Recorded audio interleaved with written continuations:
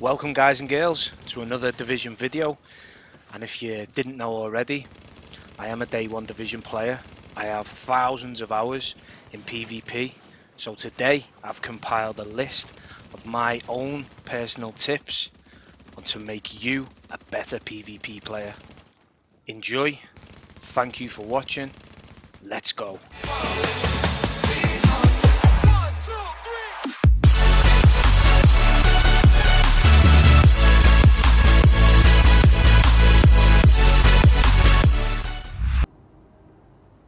Tip number 1 is controller settings. You need to make sure that you utilize the best controller settings for PvP. It's a basic one, but I still see people getting it wrong day in, day out. Now, if you don't know how to get to your controller settings, you just hit your options button. You go down to the bottom right hand corner, settings, controls, and this is your controller settings. Now there's just a couple of these that you need to make sure you alter to get the best performance in PvP. And the first one is the vibration. You don't want vibration on. I wouldn't recommend it in PvP. Top players don't have vibration. You know, if your controller's vibrating while you're shooting, it can really affect your stability and your aim. So if you have got that on, turn it off and I guarantee you'll notice the difference. Now the sensitivities, we're going to come back to this one in a second.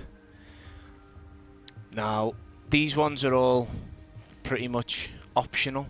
That's your own choice. You know, the invert, the press to sprint. Again, I like to have it on. It's easier to sprint. You know, it doesn't hurt you. It doesn't hurt your thumb as much. But yeah, I'd keep that on.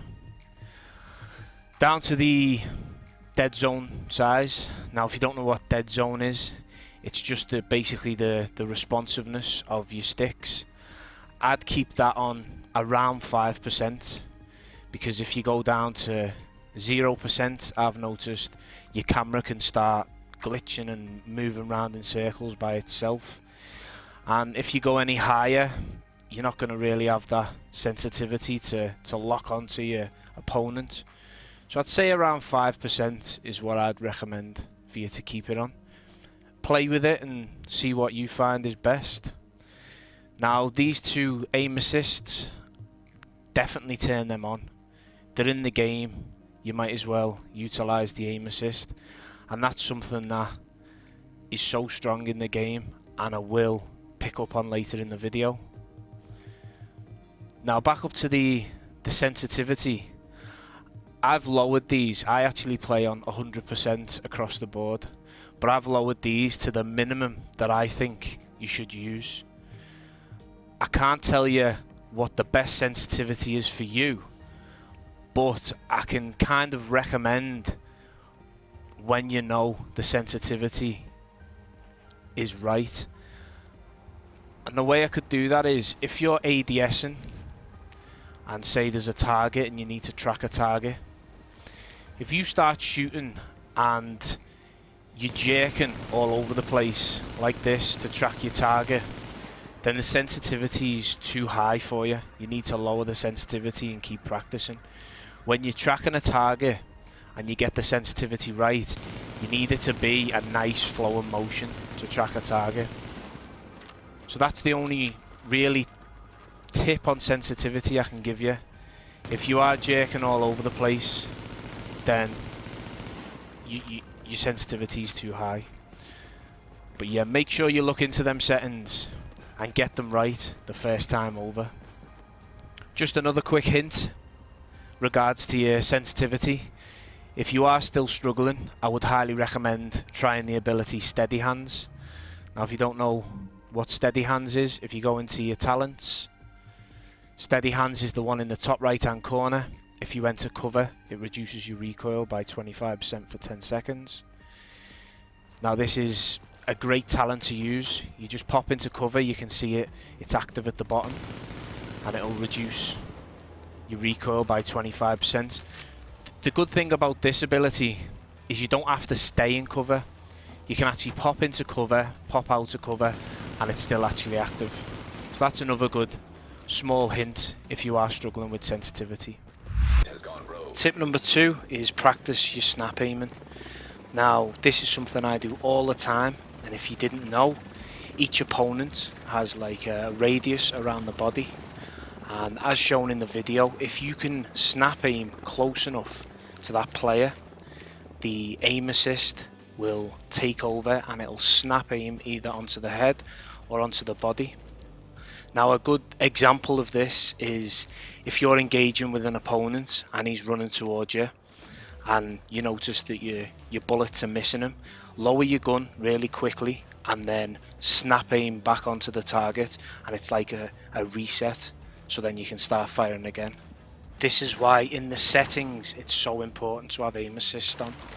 Now a personal favourite of mine is the sniper. I've mastered this over the years. As you can see, this is what most people do, they scope in, and it gives you a good view of the enemy, but it doesn't snap onto them. If you can learn to snap aim onto a target, you'll burst them down so much quicker.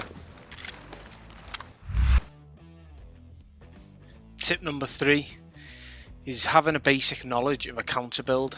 Now what I mean by this is, I know a lot of people can go into more intricate detail of stacking certain mods to counter builds, but what I mean is if you are going to PvP, learn what builds counter other builds. And for example, say you're in the DZ and you're engaging in some PvP and someone's got a certain build on, you need to know what build you need to swap to counter that build.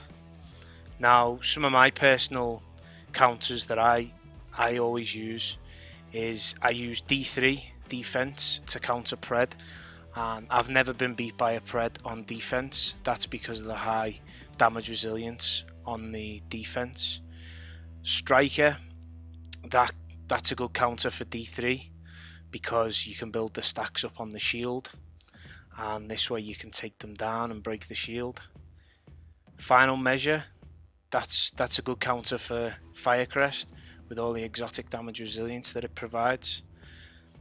And also Nomad, if you get lucky with Nomad and you get a couple of health procs, that can be a good counter for Striker. But yeah, that you need to know the basics of which builds counter others. Tip number 4 is using critical save and when to use medkits. Now if you followed any of my build guides, I always use the critical save ability. It's a must in PvP, because when you reach low health and you pop a medkit, it decreases the damage you take by 20% for 10 seconds. And you need to learn when to pop your medkits and when to get the most out of them, because for me, if you're popping your medkit and you're only halfway down your health, it's a waste of a medkit. So what I'll do is I'll show you an example of exactly what I mean. So if I go into my menu, you can see that my toughness is 406, and then what I'm going to do is I'm going to let my friend shoot me and he's going to put me down to last segment. Then that's when you need to pop a medkit and then overheal after it, and that'll put your toughness up to 508. So it's essential that you use critical save and you learn to use the medkits in your last health segment, because it's vital to win a fight. You're going to be fighting someone with a lot more toughness than when you pop your medkit halfway down your health. Now I understand there is circumstances and you maybe should pop your medkit, or you will have to pop your medkit if it's a status effect you're trying to get rid of. If it's a pred bleed or you're a striker player and you're EMP'd, then you can pop your medkit to get rid of the status effect. But to pop your medkit effectively and get the most out of critical save, you always need to pop it in the last health segment. You know, I killed more since I was out than I was in. Tip number 5 is learn how to have good movement and learn a basic strafe. Now strafing is, you don't have to be a pro, but learn how to do it, and when you're closing down enemies it can really reduce the incoming damage when you've got decent movement. A great example is if you need to reload. Don't be a sitting duck, and just, it's perfect. Strafe and reload, and then you can get straight into the combat. If you don't want to learn how to strafe and you want to run forward into a straight line, then ultimately the damage you're going to take, you're going to end up dead and back into the checkpoint. Now, I haven't got a hand cam to show you a strafing video. That could maybe be a video for the future, but there is plenty of guides online to show you a basic strafe in the division. Tips 6 and 7. Don't be afraid to run away and reposition, and always learn how to turn and burn. Now, I've put these two tips together as I'm going to show you a few examples in 2 clips. Now, in this first clip, I'm roguing the DZ and I've got a team of 4 putting me under pressure. I'm on low health, my skills are on cooldown, so you need to learn how to turn and burn and get the advantage and catch your enemies by surprise. By doing this, you'll always have the advantage over your enemy and you're more likely to get the job done. But don't let your ego take over. Nobody likes a hero, so always be the smarter player and run away when you're under pressure.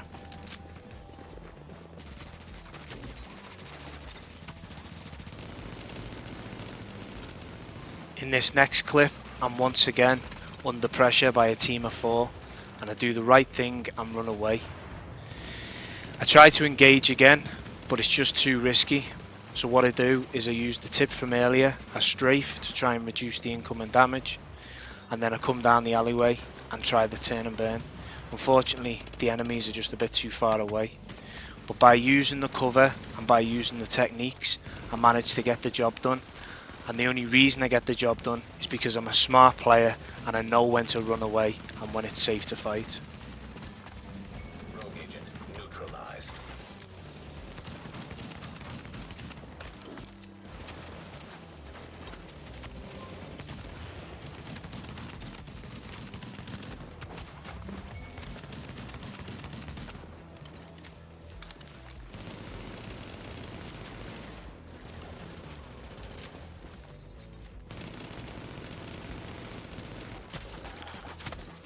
So just to recap, always run away when you're under pressure. Don't be a hero, be a smart player. Reposition, and then make sure you always land the turn and burn and surprise your enemy.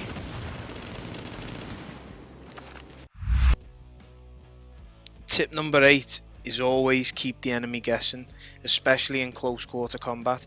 Sometimes you can be too close to the enemy and you can't ADS. So utilize the roll. It's one of the best techniques I use just to get some space and then burst them down. So as you can see in the footage, when I start running towards the player, I'll be strafing, which is one of the tips. Then I'll run past them and roll back. That way it disorientates the enemy and then he can't tell where I am.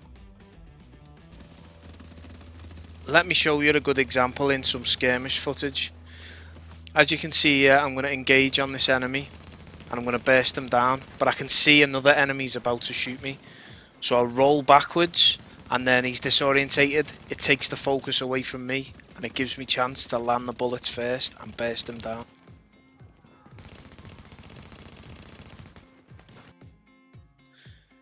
Tip number 9 is use a low gear score sidearm to finish an enemy. Now this is a bit more of an advanced tip, but that's why I've left it towards the end. Now what you need is, I use a sidearm shotgun, and the reason I use a low gear scored one is because the talents have lower requirements to unlock them. So you can have the likes of talented, which gives you more skill. You can have predatory, as shown in the video. You can have determined, which cools your skills down. But if you learn to quickly swap to a sidearm and finish an enemy, you can have them procs up, and that can help you because if you've got NPCs around you or other enemies, you can have your predatory up, and that'll be giving you increased health, and talented, which can give you the increased skill power, and then the determined, which can cool down your skills quicker. It's a great method to survive longer in PvP. Tip number 10 is invest in thumb grips to improve your game. Now let me start off by saying this isn't a paid advertisement or anything like that. I don't get paid for YouTube and I don't have any sponsors. So this is just a recommendation. I always use thumb grips. I don't really like the PlayStation concave thumbsticks. So if you can play with them, then fair play to you, but I can't do it. Now I actually use Control Freaks. I've always used them. There may be better ones out there, but they're the ones I've used. And the version I use is CQC, and they're more like a flat domed shape. But I have teammates who use different sizes. You know, you can get higher ones and lower ones, and even have a high thumb grip on your right stick, and in essence that'll give you more control, and they are a great way to improve your game. It's one of the main things you should invest in is thumb grips. Now I'm not going to leave a link because, as I say, it's not advertisement purposes, but feel free to go on Amazon. They're about $10 to $15 to buy, and I'd seriously recommend investing in some thumb grips.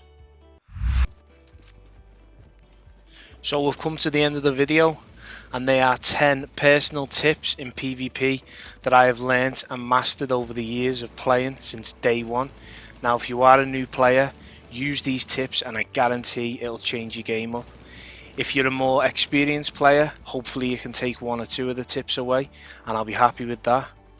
But I just want to say thanks so much everyone for watching this video, and hopefully you'll learn something new.